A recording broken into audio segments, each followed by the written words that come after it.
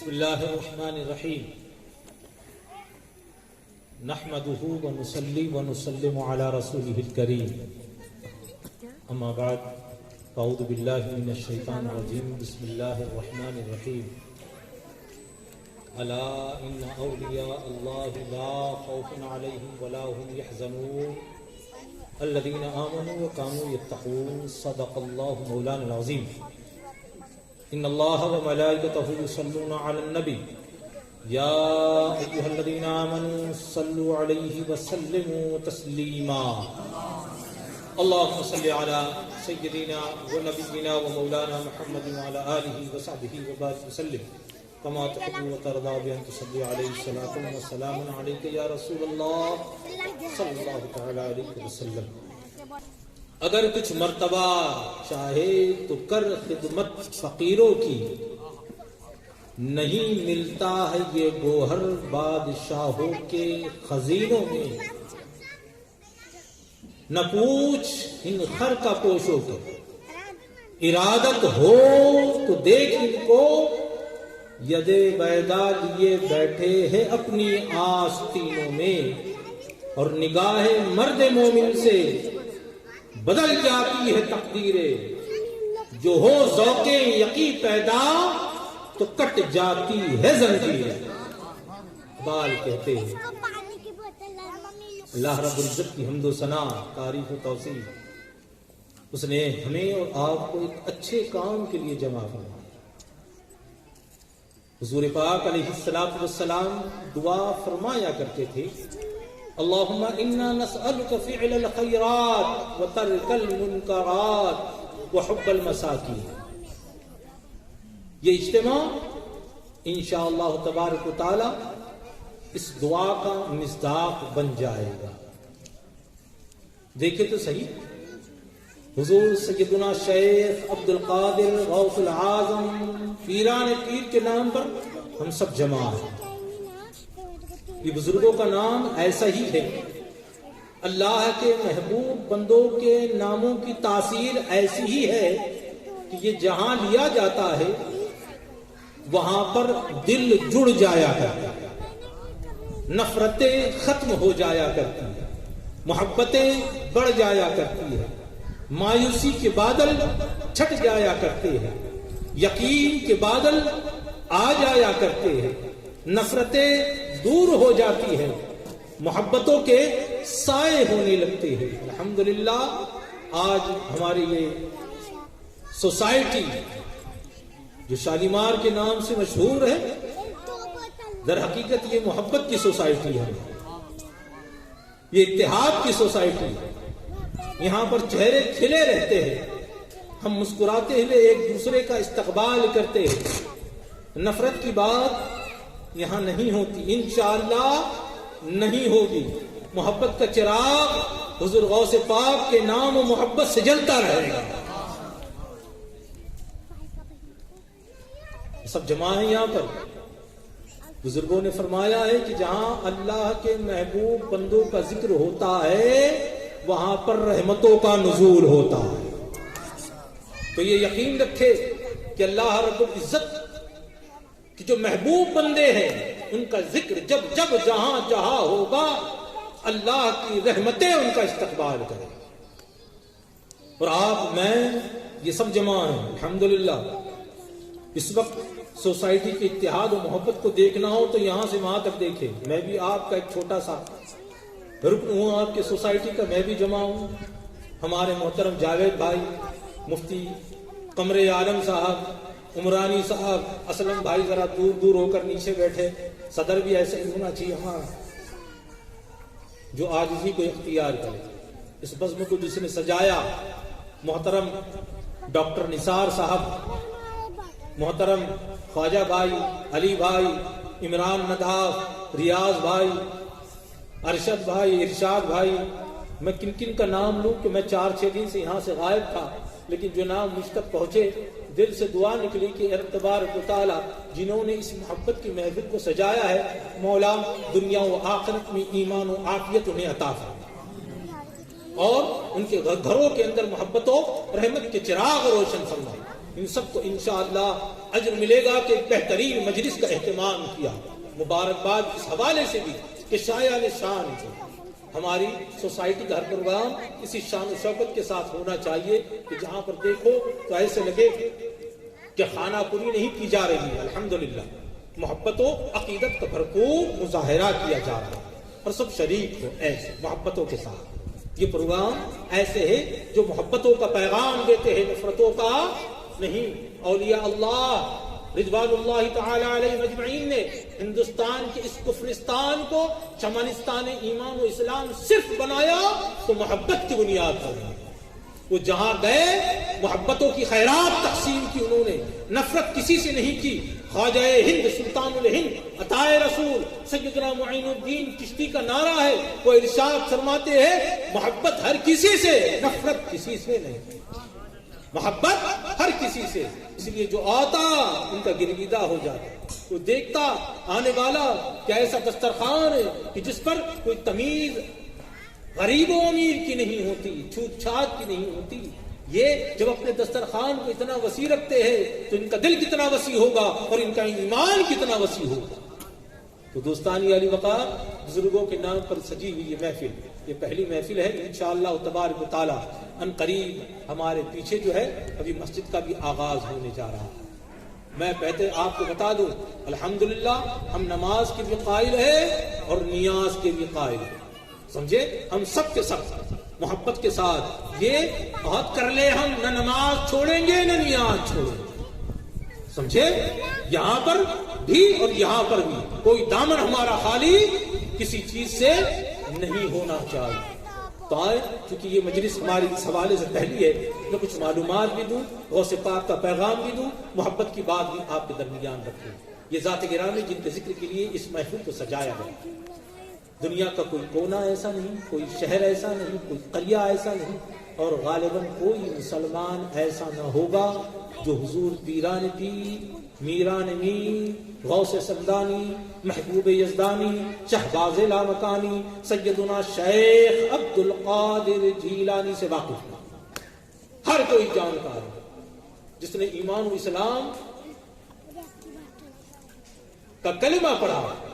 میں اپنی معلومات کی بنیاد پہ کہتا ہوں, صومالیہ کے ان جنگلوں کی تصویریں میں نے دیکھی ہے اور وہاں کی کلپس میں نے دیکھی ہے کہ وہ بھی حضور سیدنا شیخ عبد القادر جیلانی کے نام کا ڈنکا اپنے یہاں بجاتے ہیں. آپ کو اور ہم کو نظر آتا ہے کوئی قریہ, کوئی گاؤں, کوئی شہر ایسا نہ ہوگا جہاں آپ کا نام نامی اس میں گرامی لیا نہ جاتا ہو اور آپ کے حضور خراج عقیدت پیش نہ کیا جاتا ہو. الحمدللہ آپ کی ولادت باسعادت سن 470 ہجری میں جیلان یا گیلان ایران کا ایک شہر ہے, وہاں پر آپ کی ولادت باسعادت ہوئی. جیسے آپ نے سنا آپ کی والدہ محترمہ کا نام ام الخیر امت الجبار فاطمہ رضی اللہ تعالی عنہا, اور آپ کے والد گرامی ابو صالح موسیٰ جنگی دوست آپ کا اسم گرامی. اور جو آپ کے خسر کا ذکر ابھی مفتی صاحب نے کیا ان کا نام ہے حضرت عبداللہ سومعی. عبداللہ سومعی آپ کا اسم گرامی. باقی ذات و شخصیت کوئی شک نہیں. جب ماں باپ ایسے ہو تو پیدا ہونے والا وقت کا نہیں زمانے کا غوث پیدا ہوا. اور آپ کی غوثیت یاد رکھنا, یہ غوث جو کہا جاتا ہے نا یہ ولایت کا سب سے اعلیٰ درجہ ہے. قطب الاقطاب, شیخ الاسلام, غوث العظم, یہ آپ کے القابات ہیں. اور یہ کوئی نہیں کہ کوئی ایک مکتبہ فکر کے لوگ انہیں غوث اعظم کہتے ہیں. سبھی مکتبہ فکر کے لوگ انہیں غوث اعظم, غوث الثقلین کہتے ہیں. یاد رکھنا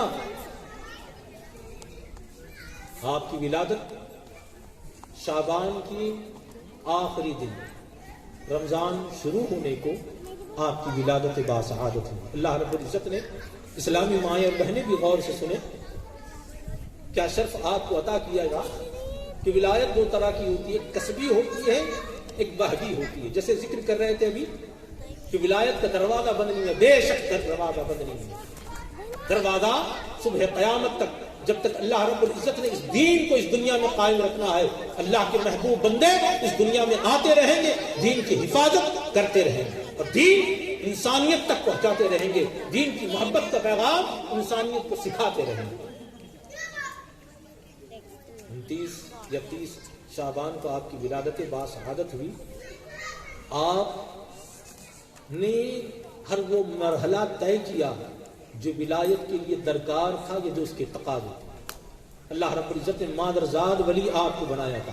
حال یہ تھا کہ جس دن پیدا ہوئے نا، اس دن جب پہلا روزہ آیا تو آپ کا حال یہ تھا کہ صبح صادق سے لے کر غروب آفتاب تک آپ اپنی ماں کا دودھ نہیں پیا کرتے تھے، اپنی ماں کا دودھ نہیں پیا کرتے تھے۔ حال یہ تھا کہ جب آپ پہلی مرتبہ مکتب میں پڑھنے کے لیے گئے، ابھی مفتی صاحب کہہ رہے تھے مکتب میں بھیجو پڑھنے کے لیے، کیوں نہ بھیجیں گے؟ میری مائیں بہنیں حضور غوث پاک بھی مکتب میں پڑھنے کے لیے گئے، انہوں نے بھی کسی استاد کے سامنے زانو جب طے کیے، انہوں نے بھی پڑھا، لیکن آپ کے پڑھنے کا انداز دنیا کے بچوں سے اور الگ تھا۔ کیا تھا؟ جب استاد نے بسم اللہ شریف پڑھائی تو آپ نے بسم اللہ پڑھنے کے ساتھ قرآن کی ایسی تلاوت کی کہ 18 پارے پڑھ ڈالے۔ استاد نے کہا ابھی تو بسم اللہ پڑھائی، آپ نے اتنا پڑھ لیا تو روایتوں میں آتا ہے حضور غوث پاک نے ارشاد فرمایا اپنی ماں کو میں نے ان کے پیٹ میں، ان کے رحم کے اندر جو ہے اتنے قرآن کی تلاوت بار بار کرتے سنی تو ماں کے پیٹ سے ہی اتنا میں پڑھ کر کے آیا۔ اس شان کے ساتھ حضور غوث پاک اس دنیا میں تشریف لے آئے۔ سمجھے بچپن کیسی ماں کے سامنے گزرا؟ ابھی آپ نے دیکھا نا، سنا نا کہ گناہ جن کے قریب کبھی نہ آ سکا ہو اور اللہ کی نافرمانی جنہوں نے کبھی نہ کی ہو، وہ ام الخیر، ان کی گود میں جب پڑے بڑے صدق و صفا، توکل و یقین، اخلاص، استقامت، یہ سب کے سب آپ نے وہیں سے حاصل کیا۔ عمر شریف جیسی آپ کی بڑی اصول تعلیم میں آپ لگ گئے، 18 سال کے ہوئے تو بغداد محلہ تشریف لیا، حضرت ابو سعید مخزومی کی بارگاہ میں، وہاں پر آ کر کے آپ نے اپنے پھر تعلیم کے سلسلے کو جاری رکھا، پڑھتے تھے 7-8 سال، تقریباً 25 سال کی عمر تک۔ مختصراً برائے بیان کر رہا ہوں کہ پتہ چلنا چاہیے حضور غوث پاک کی ذات و شخصیت کیا ہے، سمجھے۔ 25 سال تک آپ نے مختلف اساتذہ کے سامنے زانو طلب مستعد کیا اور آپ مسلسل حصول علم میں لگے رہے، حصول علم میں لگے رہے۔ جب آپ نے ظاہری طور پر علوم ظاہری آپ نے حاصل کر لیا تو اس کے بعد علوم باطنی کی طرف آپ متوجہ ہوئے اور تقریباً 1-2 نہیں 25 سال تک آپ ارشاد فرماتے ہیں، 25 سال تک آپ بغداد کے جنگلوں کے اندر پھرتے رہے، اللہ رب العزت کی یاد کرتے رہے، ریاضات، مجاہدات اور اللہ رب العزت کو منانے، اس کی خوشنودی کے لیے، اس کی رضا کے لیے تلاش کرنے، وہ نکلے سرگردہ رہے۔ 25 سال تک آپ نے ایسے گزارا کہ آپ خود ارشاد فرماتے کبھی کھاتا تو کبھی پیتا نہیں، کبھی پیتا تو کبھی کھاتا نہیں، کبھی وقت ایسا ہوتا کہ نہ مجھے کھانے کا ہوش ہوتا نہ مجھے پینے کا ہوش ہوتا، ایسے وقت میں نے گزارا اور جتنے آزمائشیں ہو سکتی تھی، جتنے ابتلا ہو سکتے تھے، آپ ارشاد فرماتے اس 25 سال کے عرصے میں میں نے تمام مراحل کو طے کیا۔ اس کے بعد باذن الہی جب مجھے حکم ہوا تو میں پھر بغداد لوٹا۔ بغداد لوٹنے کے بعد پھر آپ مسند ارشاد پر تشریف فرما ہوئے اور کم و بیش 40 سال آپ نے بیٹھ کر درس دیا اور آپ نے بات فرمایا۔ کتنے؟ 40 سال آپ 13 علوم کا درس دیا کرتے تھے۔ کتنے؟ 13 علوم، حدیث، تفسیر، نحو، صرف، اس کے علاوہ قرأت، 13 علوم اسلامیہ کا درس ایک مسجد سے حضور غوث پاک کیا۔ کیسا علم ہوگا، کیسی شان ہوگی آپ کی، آپ اندازہ کر سکتے ہیں۔ 1-2 سال نہیں، کتاب کا عرصہ تو 33 سال کسی نے بیان کیا ہے، کتاب کے ساتھ ساتھ آپ کے دروس کا سلسلہ 40 سال تک چلتا ہے۔ 40 سال آپ مخلوق خدا کو انسانیت، ایمان، اسلام سکھاتے ہیں۔ کیا ہے کوئی جلسہ اور کوئی خطاب آپ کا ایسا نہ ہوتا کہ جس کے اندر بندگان خدا آتے اور آ کر تائب نہ ہوتے. کوئی ایک آپ کا خطاب ایسا نہ ہوتا کہ جس میں یہود و نصارہ نہ آتے ہو اور آ کر تائب ہو کر اسلام قبول نہ کرتے. گناہگار آ کے توبہ کرتے, علم والے آ کر علم حاصل کرتے, جو تقوی سے دور ہے وہ تقوی حاصل کرتے, جو ریاضات سے دور ہے وہ ریاضات حاصل کرتے. حال یہ تھا کہ آپ جب بغداد کی سرزمین پر خطاب کرتے تو بیک وقت 70,000 سے 1 لاکھ کا مجمع ہوتا. اور حال آپ کے خطاب کا یہ تھا کہ آج تو مائک ہے, اس زمانے میں مائک کا کوئی تصور نہ تھا. علماء بیان فرماتے ہیں کہ پہلی صف کا آدمی جس طرح سے حضور غوث پاک کا خطاب سنتا, آخری صف کا آدمی بھی اسی طور اور اسی آواز کی گھنگھرٹ کے ساتھ آپ کا خطاب سناتا. کیا شان ہو, کیا شان ہو. آپ کا حال یہ کہ جب خطاب کرتے تو سناٹا چھا جاتا, اس کے بعد آپ اپنے خطاب کو جب جاری رکھتے تو جس کی جو کیفیت ہوتی وہ کیفیت سے گزر جاتی. بسا اوقات تو لوگ اپنے کپڑے پھاڑ لیتے, وجد میں آ جاتے. کبھی تو ایسا ہوتا کہ کوئی اللہ رب العزت کی محبت میں اور اس کی معرفت میں ایسا مستغرق ہوتا کہ واصل بحق ہو جائے, واصل بحق ہو جائے. حضور غوث پاک کا انداز خطاب تھا کہ دوستان علی بتا میرے غوث نے اس طرح سے دین مطلوب کی خدمت انجام. اس لیے حضور غوث پاک کے چاہنے والے ہر حال میں ہر جگہ پر ان کا نام لیتے ہیں. ہم نے یہ سلسلہ شروع کیا, انشاءاللہ تبارک و تعالی ہم اپنی طاقت اور بساط کے مطابق اس کو جاری اور ساری رکھیں گے, ہے نا, تاکہ آپ کے محبت کے پیغام کو ہم سب تک پہنچا سکے, بتا سکے اور دکھا سکے کہ محبت کیسے کی جائے, نرمی کیسے ہو, انسانیت کیسے سکھائی جائے. آج محبت کا پیغام عام کرنے کی ضرورت ہے. ہمارے جو حریف ہے, جو مخالفین ہیں, جنہوں نے ابھی ایمان و اسلام کا مزہ نہیں چکا نا, وہ چاہتے ہیں, سمجھتے ہیں کہ وہ اپنی تحریک کو نفرتوں سے پھیلا دیں. لیکن ہمارا یہ دعویٰ ہے کہ اسلام نے نہ کبھی نفرت کی بات کی ہے نہ نفرت کی بات کرے گا.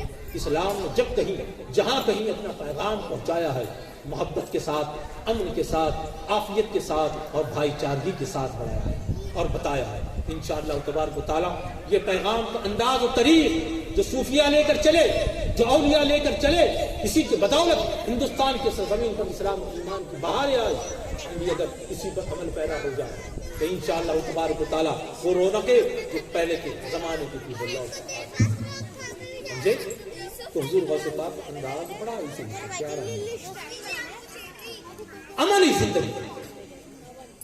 آج ہمارے پاس علم بھی کم ہے, جتنا ہے تو اس کے مطابق عمل نہیں ہے. حضور غوث پاک کی زندگی آپ دیکھیں گے نا تو نبی کائنات صلی اللہ علیہ وسلم کی زندگی کی عملی تصویر, عملی تصویر.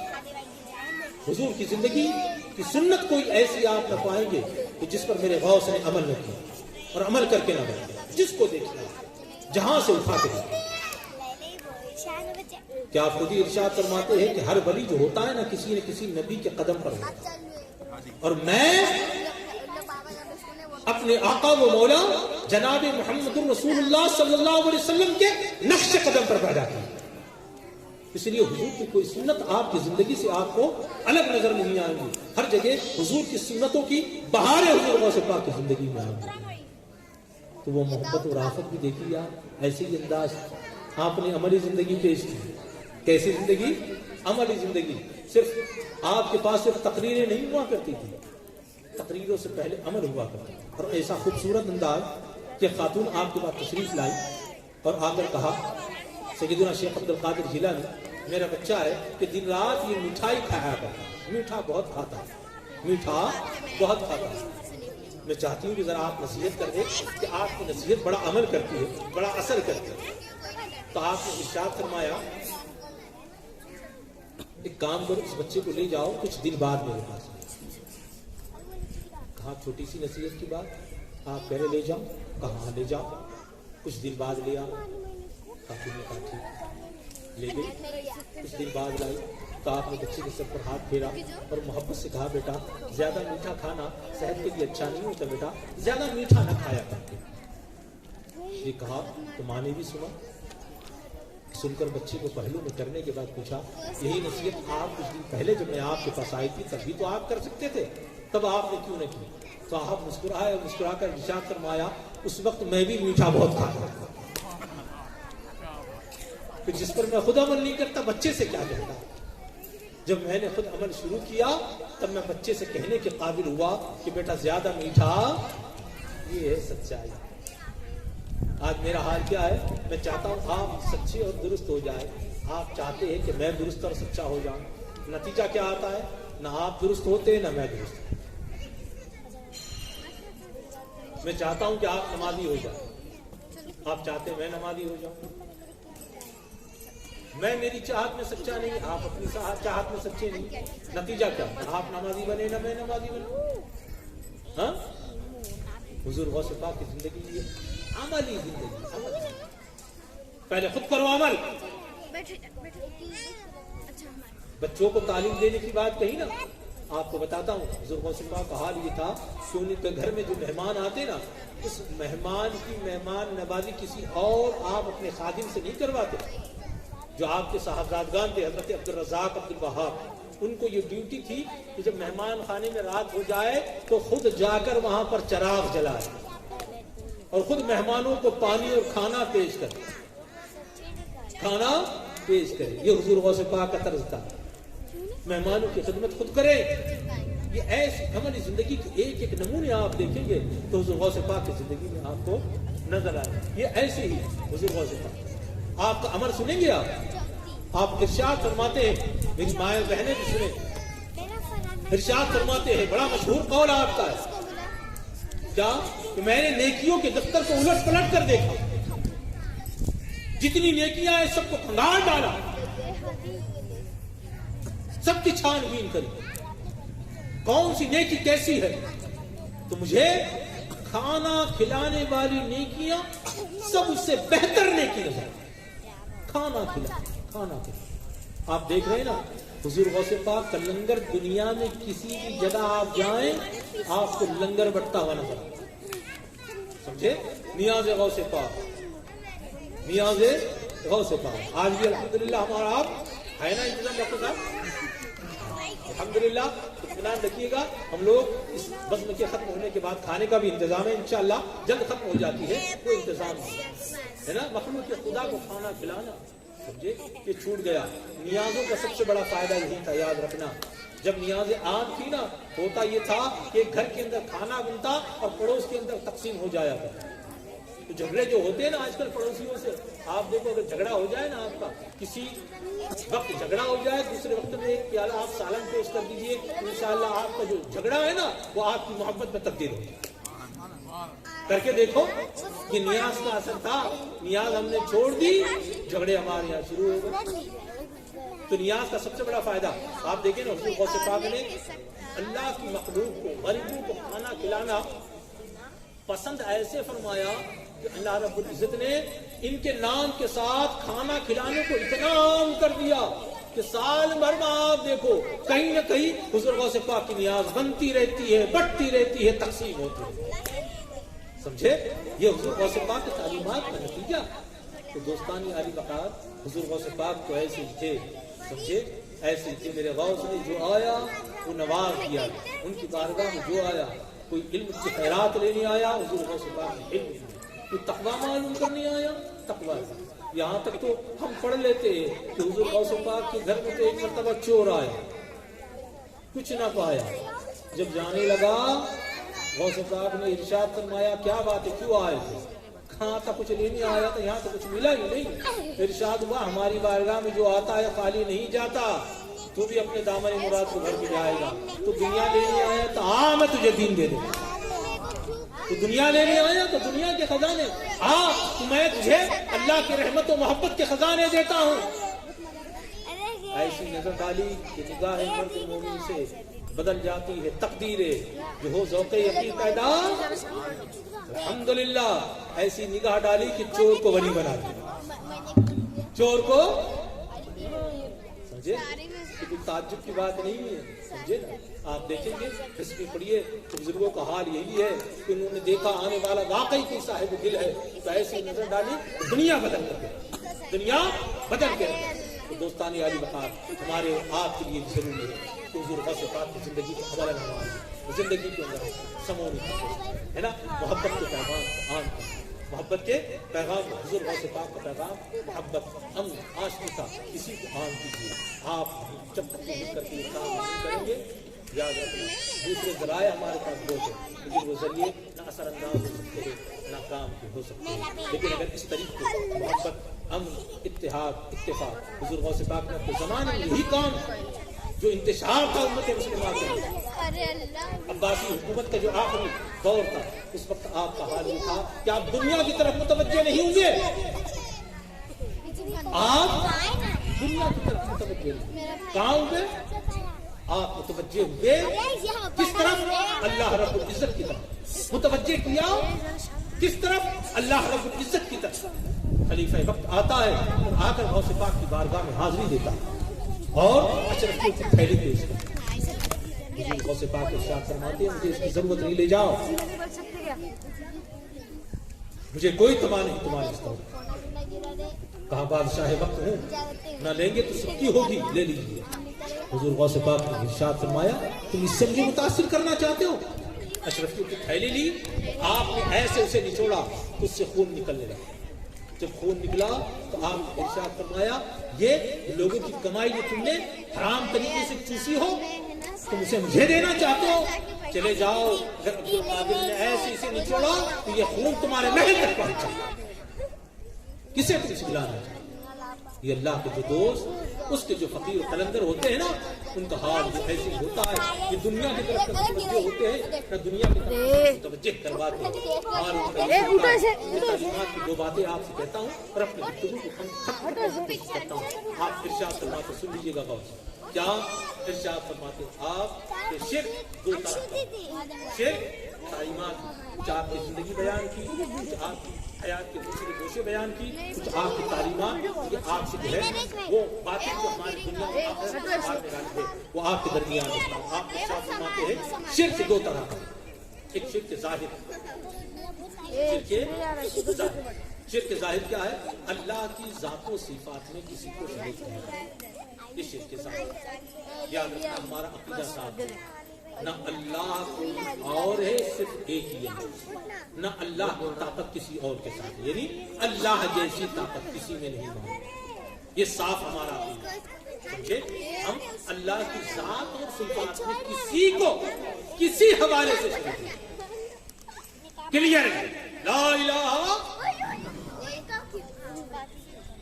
عبادت کے لائق سے کسی ذات نہ اس کی ذات میں کوئی شریک نہ اس کی صفات میں کوئی شریک. وہ وحدہ لا شریک یکتا ہے اکیلا ہے سوائے اس کو اس کے کسی اور کو سجدہ نہیں سوائے اس کے کسی کی عبادت نہیں سوائے اس کے حاجت روائے اصلی کوئی نہیں.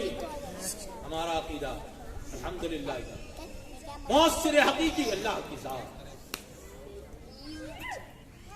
اس میں نہ کوئی سمجھوتا کلام ہے ایمانی نہیں اس میں. یہ شرک حقیقی یہ شرک ظاہری حضور غوث پاک فرماتے اللہ کی ذات و صفات میں کسی کو شریک کرنا یہ شرک ظاہر ہمارا دل سے پاس. شرک باطن کیا ہے غور سے سنیے گا. آپ ارشاد فرماتے شرک باطن یہ ہے کہ خدا کے سوا کسی پر بھروسہ توکل اللہ کی ذات بھروسہ خدا کی ذات. دنیا کی چیزیں وسائل تو ہو سکتی ہے ذرائع تو ہو سکتے ہیں اللہ کے پیدا کرنے سے اسباب تو ہو سکتے ہیں لیکن مؤثر حقیقی ذات اللہ کی توکل اللہ کی ذات پر. ربنا علیک توکلنا والیک انبنا والیک المصیر. اے اللہ تیری ذات پر بھروسہ اے اللہ رجوع تیری طرف اور لوٹ کر آنا بھی ہے تیری. یہ ہمارا ہے اس کا وعدہ ہے لو انکم تتوکلون علی اللہ لرزقکم کما یرزق الطیر تغدو خماسا وتروح بطانا. اے بندو اگر تم میری ذات پر ایسا بھروسہ کرو جیسے پرندے کہ وہ خالی پیٹ اپنے گھونسلوں سے نکلتے ہیں بھر پیٹ اپنے گھونسلوں پر لوٹ آتے ہیں اگر تم بھی میری ذات پر ایسے بھروسہ کرو تو میں جیسے ان پرندوں کا پیٹ بھرتا ہوں تمہارا بھی پیٹ. اللہ کا وعدہ ہم دیکھیں کہ اللہ کی ذات پر ہمارا آپ کا بھروسہ کتنا ہے. یہ قانون ملک میں بن رہا ہے تو ہمارے پیر لڑکھڑائیں گے. تھوڑی سی مصیبت آ جائے تو ہم لغزش کا شکار ہو جائیں. تھوڑی سی آزمائش آ جائے تو ہم سمجھتے ہیں کہ سب کچھ ختم ہو گیا. تھوڑی سی ابتلا آ جائے, تھوڑی سی بیماری آ جائے تو ہم سمجھتے سب کچھ ختم ہو گیا. کیا اپنے رب کی طرف رجوع ہوتے ہیں؟ کیا اپنے رب کی طرف ہم اپنے ہاتھ پھیلاتے ہیں؟ کیا رب سے مانگتے ہیں؟ کیا رب کے سامنے گڑ گڑاتے ہیں؟ کیا رب سے دعائیں کرتے ہیں؟ ارے ہلکا سا لون اور قرض لینا ہو تو جتنے بینک کے چکر لگاتے ہیں نا, اپنے مسئلے کے لیے کبھی 2 رکعت نماز پڑھ کے سجدے میں جا کر 2 آنسوؤں کے ساتھ اپنے رب سے مانگتے ہیں؟ بولو, بیماری آئی تو ڈاکٹر پر بھروسہ, خدا پر بھروسہ نہیں. ابراہیم نے کہا تھا وَإِذَا مَرِضْتُ فَهُوَ يَشْفِينِ, میں بیمار ہو جاؤں تو شفا دے دے. ڈاکٹر کے پاس جاؤں گا لیکن جس ڈاکٹر سے میں عاجزی سے کہتا ہوں ڈاکٹر صاحب دوا بدل کے دو, کبھی اپنے رب سے بھی تو کہو اے مولا گناہ بہت زیادہ ہوئے, اب تو تیری رحمت ہو جائے. آنسو لے لے مولا کہ میرے پاس کچھ نہیں تیری بارگاہ میں گڑ گڑانے کے سوا. مولا آنسو لے لے, رحمت دے دے. مولا تڑپ لے لے, آرام دے دے. مولا سب کچھ لے دے, سکون دے دے, عافیت دے دے, امن دے دے, صحت دے دے. کبھی مانگا؟ بچے نہیں ہو رہے, آبا بابا بہت یاد آتے ہیں, سمجھے؟ آتے نہیں آتے؟ جی بولو, گڑ گڑا کر کبھی اپنے رب سے مانگتے ہیں؟ ان بزرگوں کا واسطہ وسیلہ دیتے ہیں ہم الحمدللہ. سمجھے نا, یہ واسطہ اور وسیلہ ہے, اور ان سے کہنا یہ مجازن صرف ان سے دعا کی درخواست کرنا ہے, غلط فہمی کا شکار نہ ہونا. سمجھے نا, غلط فہمی کی شکار نہیں ہونا. یہ دعا کی درخواست یہ ہے جو کہا جاتا ہے امداد کو امداد, سمجھے؟ تو غلط فہمی کی شکار نہ ہو, اللہ رب العزت سے مانگنا ہے, وسیلہ ان کا لیا جاتا ہے, وسیلہ ان کا لیا جاتا ہے. سمجھے؟ الحمدللہ. تو سچ بات کہیے, حضور غوث پاک نے جو ارشاد فرمایا, ہم اس کی کہاں تک ہماری تصویر ہے, کہاں تک تصویر ہے؟ آپ کے خطبات جو ہے نا, آپ کے ان خطبات کی کتاب, اس کا نام ہے فتوح الغیب. اس کا پہلا خطبہ اٹھا کے دیکھیں, آپ ارشاد فرماتے ہیں, کیا ارشاد فرماتے ہیں؟ مومن جو کم از کم اسے 3 صفات کا حامل ہونا چاہیے. سب سے پہلا کیا؟ اللہ کے احکام کی پابندی کرے. دوسرا کیا؟ اس نے جن جن چیزوں سے روکا ہے اس سے رک جائے, اور اللہ کے قدر و قضا کے اوپر ایمان ہو. یہ میرے غوث کا جو ہے یہ پہلا خطبہ ہے آپ کا. تو دوستانی عالی وقار محبت کے ساتھ میں کہتا ہوں, کیا ہم کسی ایک چیز کو لے کر دوسری کو چھوڑ نہ دیں؟ نہ, ادخلوا فی السلم کافہ, پورے کے پورے دائرہ اسلام میں داخل ہو گئے. نہیں, صرف دعوت نماز کی نہیں, قرآن کی بھی دعوت. صرف قرآن کی دعوت نہیں, سنت کی بھی دعوت. صرف سنت کی دعوت نہیں, اولیاء کے محبت کی بھی دعوت. صرف یہی دعوت نہیں, مخلوق خدا کے محبت کی بھی دعوت. صرف اتنی دعوت نہیں, اتحاد کی بھی دعوت. اس سے آگے بڑھ کر اتفاق کی بھی دعوت. اس سے آگے بڑھ کر پڑوسیوں کے خیال کی بھی دعوت. اس سے آگے بڑھ کر بچوں کے تربیت کی بھی دعوت. غرض کے رسول کائنات صلی اللہ علیہ وسلم نے جو مکمل دین ہمارے اور آپ کے سامنے پیش کیا ہے, جب تک یہ پورا دین ہم پڑھیں گے نہیں, سمجھیں گے نہیں, دوسروں تک پہنچائیں گے نہیں, خود عمل نہیں کریں گے, دین کا تقاضا پورا ہونے والا نہیں ہے. غوث پاک کی ساری زندگی ہمیں اسی بات کی دعوت دیتے ہوئے کوشش کریں کہ حضور غوث پاک کی ساری زندگی کو اپنی زندگی میں سمونے کی ہم جو ہے کوشش کریں. اللہ رب العزت کی کوشش کی گئی, رب تبارک و تعالی ہماری اس کوشش کو قبول کرے, ہے نا.